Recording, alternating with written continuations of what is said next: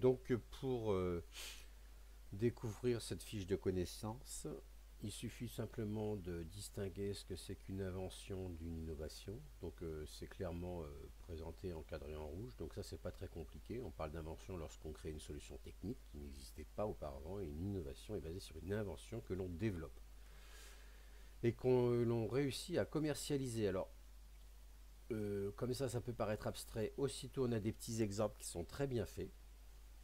Ça, c'est pour nous faire démarrer.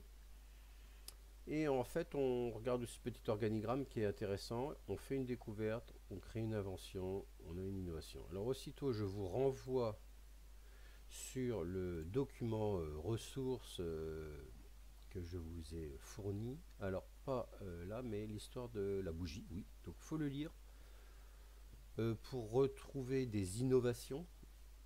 Peut-être pas des inventions, mais des innovations, mais surtout le document sur la lampe à incandescence où on voit bien qu'il y a des découvertes, il y a des inventions, voilà, il y a des inventions avec Swan, Edison, et il y a des innovations. Voilà, il y a des innovations qui s'opèrent régulièrement.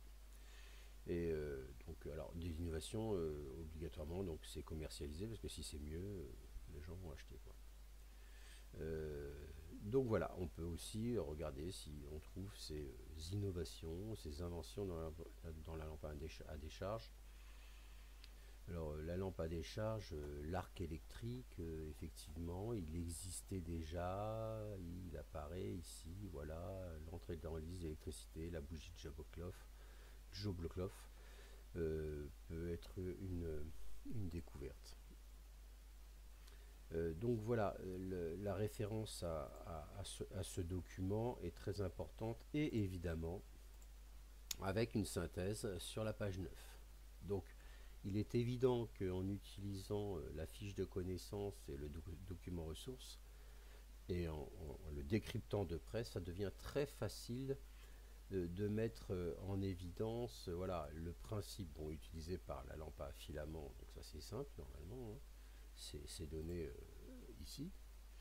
Mais le matériau initial, faut regarder, faut lire de près. Et quand on passe à la lampe à incandescence, hein, c'est plus la lampe à filament carboné, mais la lampe à incandescence, qu'est-ce qui change? Quand on passe de la lampe à incandescence à la lampe à incandescence halogène, qu'est-ce qui change?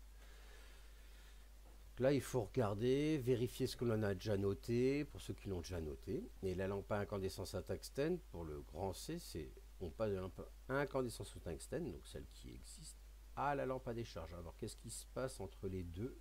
Donc, c'est pareil, je vais aller regarder, de plus près, voilà, comment fonctionne une lampe à décharge. Voilà, c'est ce qui me donnera l'innovation, enfin l'invention plutôt là, parce que on change de principe. Et quand on passe de la lampe à décharge, je rappelle, la lampe fluorescente, c'est la lampe à décharge, à la lampe fluorescente compacte. Il n'y a pas grand chose à dire, en fait, c'est très simple, hein.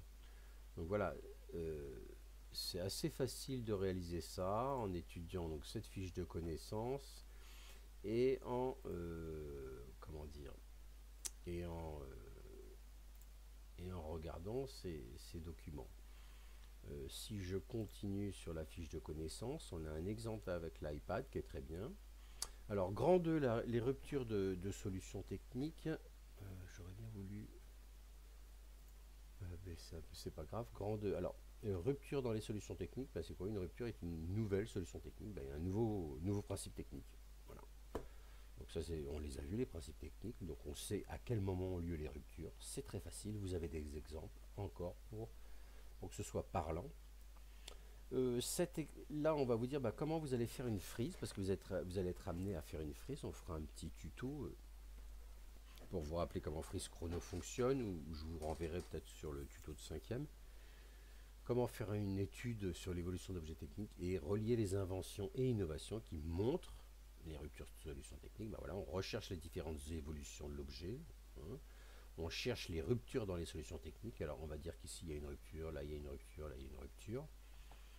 On va marquer par exemple le nouveau principe technique, pourquoi pas, tout simplement, hein.